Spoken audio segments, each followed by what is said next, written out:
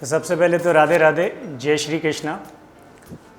My dear students, आज एक बहुत छोटा सा सेशन आप लोगों के लिए लेके आया हूँ, स्ट्रैटेजी फॉर जेईई मेन 2022, जो कि आज से ठीक 25 दिन बाद आपको फेस करना है। आशा करता हूँ कि आप लोग की तैयारी सभी की बहुत अच्छी चल रही होगी और कुछ ख़ास बातें आप लोगों को मैं बताने आया हूं जो कि आपको विशेष रूप से ध्यान रखना है, जिसको कि आप स्ट्रैटेजी बोल सकते हो। कुछ ऐसी बातें जो आपको लगता है कि भाई सर ये तो सभी टीचर बोलते हैं, सभी लोग बताते हैं, कुछ इनसे अलग हट के आप हमें बताएं। याद करता हूं मैं हमारे दिन या वो दिन जब बंसल सर हम लोगों को एग्ज़ाम से पहले टिप्स दिया करते थे कि किन बातों का हमें विशेष रूप से ध्यान रखना है। और कुछ बच्चे जो कि ये सोचते थे कि वो स्ट्रैटेजी का एक पार्ट नहीं है और बड़ा लाइटली उन चीज़ों को लेते थे, तो कहीं ना कहीं पेपर में उनको रियलाइज़ होता था कि जो चीज़ें उनको पेपर में याद नहीं आ रही हैं वो पेपर के बाद याद आ जाती थी। तो मैं फटाफट आज के सेशन को शुरुआत करता हूं और आपको कुछ खास बातें जिनको कि स्ट्रैटेजी का हम एक पार्ट मान सकते हैं वो आपको बताता हूं। तो बेटा, पहला जो की पॉइंट मैं आपको बताना चाहूँगा कि जब हम लोग इवन सीबीएसई का पेपर देते हैं और किसी क्वेश्चन में चॉइस आता है कि डू दिस क्वेश्चन और दिस क्वेश्चन, अच्छा लगता है? आप बोलोगे हाँ सर बहुत अच्छा लगता है कि सर 5 नंबर का क्वेश्चन है सीबीएसई में और चॉइस होती है हमारे पास डू दिस और डू दिस, और सर ये क्वेश्चन तो बड़ा हमें लेंदी लग रहा है तो ये तो नहीं करेंगे, और ये क्वेश्चन हमें बड़ा आसान दिख रहा है और लेंदी भी नहीं है और उसको हम अटेम्प्ट करते हैं। मेरे ख्याल से मेरी इस बात से सभी लोग एग्री करते हैं। हाँ सर आप कह तो सही रहे हो। तो आजकल जो जेईई मेन का पैटर्न है, सब लोग को पता है कि सर हमें 25 क्वेश्चंस करने हैं और हर क्वेश्चन में नेगेटिव मार्किंग है, और 25 क्वेश्चंस इन ईच सब्जेक्ट और हर क्वेश्चन में नेगेटिव मार्किंग है। तो रिस्क तो ले नहीं सकते तुक्का मारने का। लेकिन एक अच्छी चीज़ जो पैटर्न में कर दी गई है कि शुरू के 20 सवाल तो ठीक है भाई, वो तो कंपलसरी, मतलब ठीक है उसमें कोई चॉइस नहीं, बट आखिरी के जो 5 सवाल हैं उसमें एडिशनल 5 सवाल आपको और दिए गए हैं। मीनिंग देयर बाय आपको 10 इंटीजर टाइप क्वेश्चन दिए गए होंगे जिसमें से आपको एनी 5 करना है। तो मुझे ऐसा लगता है कि जब आपको 10 क्वेश्चंस दे रखे हैं, ठीक है क्या, 10 क्वेश्चंस, और इन 10 क्वेश्चंस में से आपको एनी 5 क्वेश्चंस सेलेक्ट करने हैं, तो पेपर की स्टार्टिंग यहां से की जाए। अब आप पूछेंगे सर क्यों? एक्चुअली बेटा होता क्या है कि जहां पे चॉइस होती है तो निश्चित तौर पे आप गौर करिएगा कि इनमें से 5 क्वेश्चन आपको जरूर ऐसे मिलेंगे जिसमें कि कैलकुलेशन पार्ट आसान होगा। और आप सभी बच्चे मानेंगे कि सर जेईई मेंस में मैथमेटिक्स में स्पेशली, इवन फिजिक्स में और केमिस्ट्री में भी आप देखेंगे जहां बच्चे ये बोलते हैं कि पेपर टफ है, तो टफ नहीं होता, वो लेंथ आ जाती है पेपर में। और जब अगर आप स्टार्टिंग इंटीजर टाइप से करते हैं तो आपको एक मौका मिलता है कि हम उन 5 क्वेश्चंस को डिलीट कर दें जो कि कैलकुलेटिव हैं। आपको लगा नहीं सर ठीक है मेरा टॉपिक स्ट्रांग है प्रोबेबिलिटी, लेकिन प्रोबेबिलिटी का क्वेश्चन मुझे देख के फील आ रही है कि इसमें लेंथ जाएगी, कॉम्प्लेक्स नंबर मेरा वीक है, लेकिन जो सवाल आया है कॉम्प्लेक्स नंबर का वो बड़ा आसान सा दिख रहा है और मुझे लग रहा है कि एक लाइन में हो जाएगा, ठीक है क्या? तो आपने कर लिया वो क्वेश्चन। से फॉर एग्जाम्पल जैसे बेटा अपन कॉम्प्लेक्स नंबर में एक एग्जाम्पल मैं आपको देता हूँ, वैसे मैं एक सेशन उस पर भी लाऊंगा कि मैथ्स का पेपर हमें किस स्ट्रैटेजी, स्पेशली मैथ्स का पेपर, अभी मैं ओवरऑल हॉलिस्टिक व्यू आप लोग को बता रहा हूँ। जैसे फॉर एग्जाम्पल हमसे पूछ लिया जाए कि number of solutions of the equation z की power n is equal to z bar, number of solutions of this equation where n is a natural number and n greater than और equal to 2, ठीक है क्या? और suppose ये बड़ा common problem है जो हम लोग टीचिंग नोट्स में लेते हैं और इसके नंबर ऑफ सॉल्यूशंस आते हैं n+2। अभी मैं यहाँ इसलिए नहीं खड़ा कि कैसे आते हैं, अब मेंस वालों ने इसमें n की वैल्यू रख दी क्या 20, क्यों? क्योंकि उनको आंसर 2022 चाहिए था और उन्होंने आपसे पूछ लिया number of solutions of the equation z raise to the power 2020 is equal to z bar. अब आपके तो टीचिंग नोट्स का सवाल है, आपने खट से इसको देखा, अरे सब्जेक्टिव में तो 2022 आंसर आएगा, तो आपने तो इसको आधी लाइन में क्रैक कर दिया सवाल। इंटीजर टाइप में था और प्रोबेबिलिटी जहां आपका स्ट्रॉन्ग टॉपिक था, और सर वो तो बेस थ्योरम पे सवाल आ गया और बड़ा लेंदी है। ठीक, मैं मैथ्स का टीचर हूं इसलिए थोड़ा मैथ्स के एग्जांपल से आपको ये चीज़ बताऊंगा। तो मेरा ऐसा सजेशन है, आपको फॉलो करना है, फॉलो करें, और आपको अपनी स्ट्रैटेजी बनानी है तो बिल्कुल बना सकते हैं, उसमें कोई भी गलत बात नहीं है। बट बीइंग अ टीचर, 20 साल का मेरा तजुर्बा है, ऑथर भी हूँ, अनुभव है, और अपने अनुभव से मैं जो बातें आपको बता सकता हूँ, जो शायद आज से 25 दिन बाद जो आपका पेपर है उसमें आपकी मदद कर सकता है, तो मुझे बहुत खुशी मिलेगी। तो आपको इन बातों का विशेष ध्यान रखना है कि जब, और होता भी है, मैंने कल ही एक बच्चे से पूछा, बेटा सीबीएसई में आपने पेपर दिया ना? कहता हाँ सर अभी तो हुआ है पेपर सीबीएसई का फिजिक्स का, और जहाँ 5 नंबर के जो सवाल आते हैं उसमें ऑप्शन होता है कि डू दिस क्वेश्चन और दिस, तो सर बड़ा अच्छा लगता है सर, हमारा तो ये क्वेश्चन तो बड़ा लेंदी है, मैंने छोड़ा और ये क्वेश्चन फटाफट हो गया। तो सेम यहाँ पे क्यों नहीं कर सकते? और अगर बाद में आपने सपोज इंटीजर टाइप में बाद में पहुंचे, है ना, और आपको दिखा सिर्फ 10 मिनट है, 15 मिनट है, तो आप घबरा जाओगे, आप सेलेक्ट ही नहीं कर पाओगे इनमें क्वेश्चंस। ठीक है, और फिर तुक्के मारना चालू कर दो। तुक्के तो मारना भी नहीं है, क्योंकि हर क्वेश्चन में नेगेटिव मार्किंग है। तो मेरा पहली स्ट्रेटेजी, पहला जो की पॉइंट जो मैं आपको बताना चाहता हूं कि मैथ्स, फिजिक्स, केमिस्ट्री में आप सबसे पहले इंटीजर टाइप से चालू करें, और ऐसा मेरा विश्वास है कि आपको हर क्वेश्चन में 4 मिनट से ज्यादा नहीं लग सकता। 2 मिनट में, 1 मिनट में, 3 मिनट में, maximum 4 minute. On an average आप देखोगे 3 मिनट में आप इंटीजर टाइप खत्म कर लोगे, मतलब 15 मिनट में आपके पास इंटीजर टाइप खत्म हो जाएंगे, क्योंकि चॉइसेस हैं। 10 क्वेश्चन बेटा, 10 चैप्टर, सोचो 10 चैप्टर के क्वेश्चंस यहां मिलेंगे। यार कोई तो 5 चैप्टर आपके स्ट्रांग होंगे, हाँ सर बिल्कुल होंगे, ठीक है क्या? और कोई तो 5 सवाल, अरे 5 नहीं तो 4 सवाल तो आसान होंगे, तो आप 4 4 जा 16, 16 नंबर तो बेटा विद इन 15 मिनट्स आप यहीं पे क्रैक कर सकते हो। ठीक है, मैं यहां पे कोई भी ऐसी ज्ञान की बात नहीं करने आया हूं जो आपको हर कोई बताता है। हो सकता है ये पॉइंट आपके मन में पहले ही हो, ठीक है क्या? वो सब मैं नहीं बताने वाला हूं आपको कि भाई ठीक है इस समय बेटा आप ये नोट्स करो अपने हर जिस भी कोचिंग इंस्टीट्यूट में आप पढ़ रहे हो। ऐसा मैं मानता हूं कि हर पढ़ने वाले बच्चे ने इस वक्त टीचिंग नोट्स अपने रिवाइज कर लिए होंगे, जो भी उसको कोचिंग ने मटेरियल दिया होगा विद रिस्पेक्ट टू मेंस, आपने अपनी तैयारी डेफिनेटली उस फॉर्म में, और करना भी चाहिए बेटा। टीचिंग नोट्स भी देखने चाहिए, आपकी शीट में प्रीवियस ईयर्स क्वेश्चंस भी देखने चाहिए, वो सब बच्चों को मालूम है, क्योंकि रिपीटिशन होता है। और अगर नहीं देखें तो ऐसा ना सोचें टाइम नहीं है, आप बैक पीछे से चालू कर दें 21 के, 20 के, 19 में, जहां पे बहुत सारे सवाल आपको हर चैप्टर के मिलेंगे, ठीक है क्या? और उनको करिए सिर्फ इस समय, नथिंग स्पेशल टू डू। और अपने नोट्स को एज अ डिक्शनरी यूज करें। नोट्स को क्या बोला मैंने? एज अ डिक्शनरी, कि भाई जहां अटकेंगे कॉन्सेप्ट हम उसको देखेंगे, उस सब कॉन्सेप्ट को। ठीक है, सपोज कॉम्प्लेक्स नंबर में आपको लगता है यार nth रूट ऑफ यूनिटी के सवाल हो ही नहीं रहे, तो पढ़ो ना nth रूट ऑफ यूनिटी, कहां दिक्कत है? ठीक है, पहला की पॉइंट ये फर्स्ट पॉइंट है जो मैं आप लोगों को सजेस्ट करता हूं।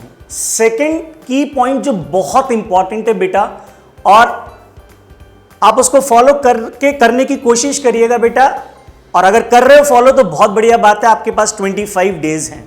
अगर मैं आपसे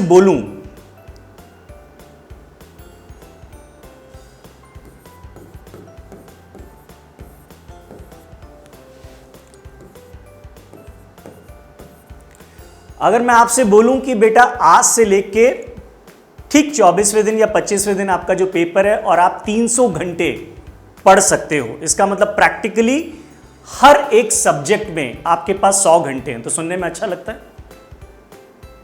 हाँ सर, लग तो बड़ा अच्छा रहा है सर, 100 घंटे आप मैथ्स को दे रहे हो अभी, और 100 घंटे फिजिक्स और 100 घंटे केमिस्ट्री। 100 घंटे में तो मैं सर सारे objective type question, previous years questions के कर लूंगा, इवन जेई एडवांस में भी जो सिंगल करेक्ट चॉइस है वो भी कर लेंगे। अब सवाल उठता है कि क्या चीज़ आपको स्ट्रिक्टली फॉलो करनी है, जो बहुत की एडवाइस, जो कि एक स्ट्रैटेजी का बहुत इंपॉर्टेंट रोल है, और जिस चीज़ पे हमें भी बंसल सर बहुत बहुत बहुत बहुत बहुत बहुत बहुत बहुत बहुत जोर डालते थे, और जो मैं यहां पे भी बच्चों को पढ़ाते समय बोलता हूं, और उसमें से कुछ ही बच्चे इस चीज को फॉलो कर पाते हैं, और जो कर पाते हैं उनका रिजल्ट सामने रहता है।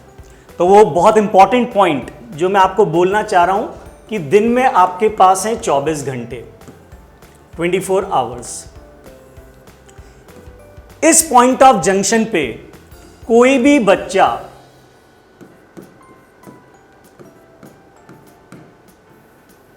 इस पॉइंट को कॉम्प्रोमाइज नहीं करेगा। ये क्या लिखा है मैंने, स्लीप, इसको कोई भी कॉम्प्रोमाइज नहीं करेगा। ध्यान रखना, ऐसा ना करना कि सर बस मैं तो 16 18 घंटे पढ़ते जा रहा हूं और मैंने तो सोना ही कम कर दिया, 3 घंटे कर दिया सोना। नहीं, बिल्कुल नहीं। आप 7 घंटे, ये एवरेज स्लीप आवर्स हैं पर डे। किसी दिन 5.5 घंटे अगर आप सो रहे हो तो कोई दिक्कत नहीं, बट 6 साढ़े 6 घंटे तसल्ली से सो।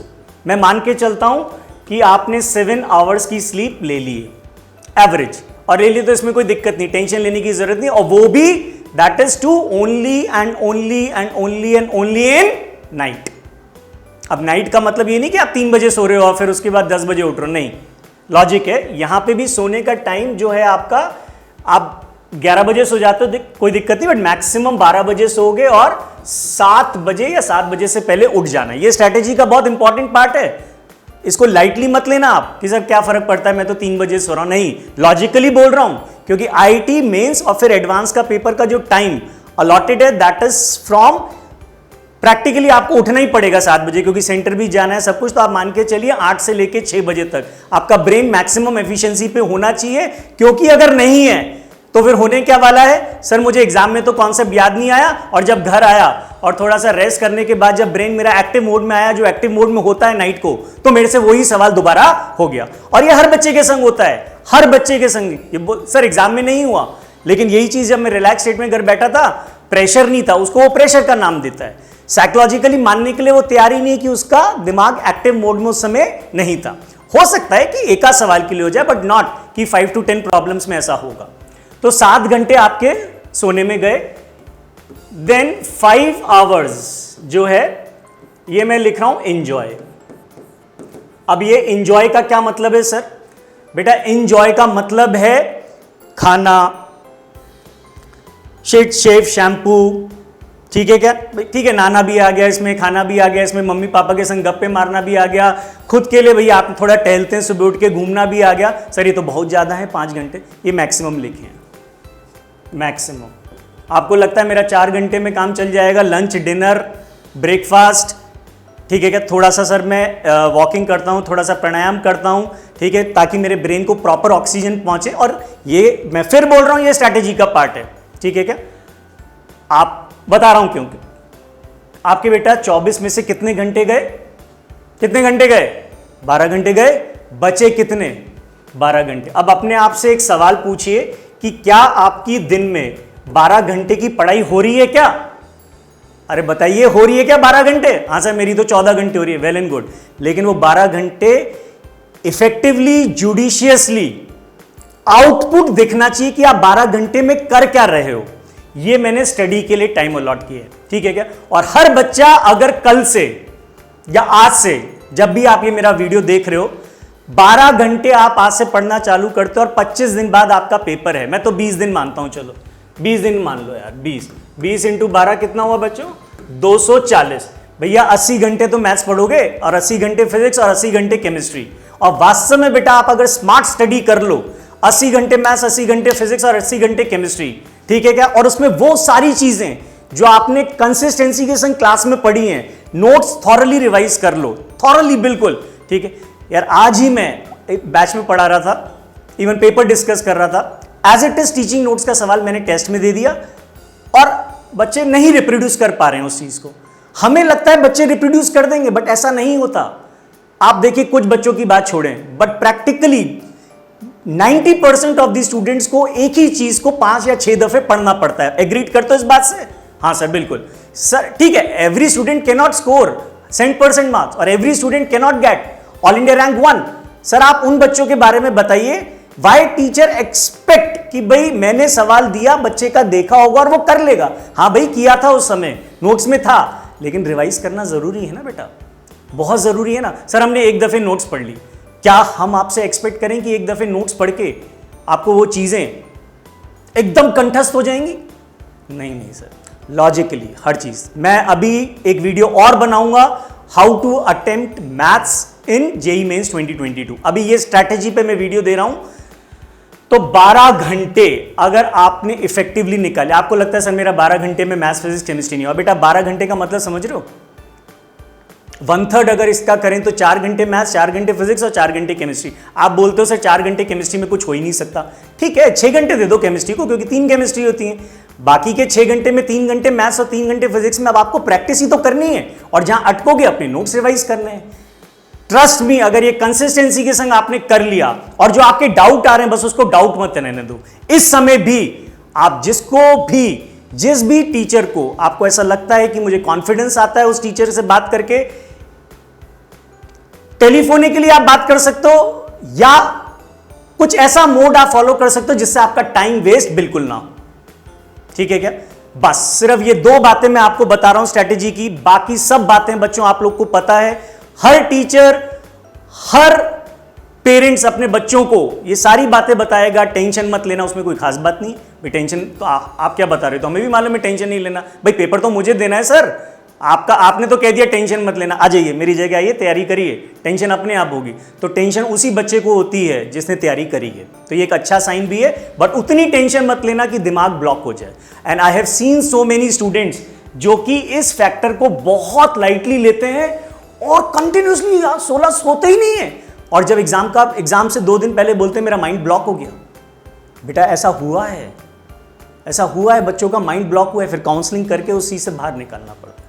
तो आशा करता हूं बेटा कि आप इस पॉइंट को याद रखेंगे, इसको फॉलो करेंगे, और स्ट्रैटेजी जो भी आपको बनानी है कि मैथ्स अटेम्प्ट करना है पहले, या फिजिक्स अटेम्प्ट करना है या पहले, या केमिस्ट्री, बट जो भी सब्जेक्ट आप अटेम्प्ट करो इंटीजर टाइप से चालू करना। और उसका भी लॉजिक है, ऐसा मैं क्यों बोल रहा हूं, क्योंकि आपके पास 5 एडिशनल चॉइस और है। और एक चीज और, तुक्के मत मारना। कई बच्चे गैम्बलिंग करते हैं पेपर के संग कि सर देखिए सर, अगर मैंने 4 सवाल में तुक्का मारा या इवन 5 सवाल में तुक्का मारा, मेरा 1 सही हो गया तो 4 नंबर मिले।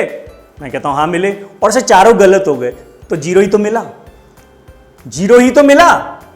तो ऐसे सिलेक्शन नहीं होता है भैया तुक्के मार के, ठीक है क्या? गलत होने दे सवाल, बट लॉजिकली। तो अंत में सभी बच्चों को मैं तहे दिल से बहुत सारी दुआएं और बहुत सारा आशीर्वाद देता हूं। सब बच्चों का अच्छी रैंक से सिलेक्शन हो, दिल से आशीर्वाद देता हूं, दिमाग से आशीर्वाद देता हूं कि सब बच्चे खूब मेहनत करें इस समय, और अपना पहला लक्ष्य जो है जेईई मेन फर्स्ट अटेम्प्ट में ही क्लियर करें, और फिर एडवांस की तरफ बढ़ जाएं। राधे राधे, जय श्री कृष्ण, थैंक यू।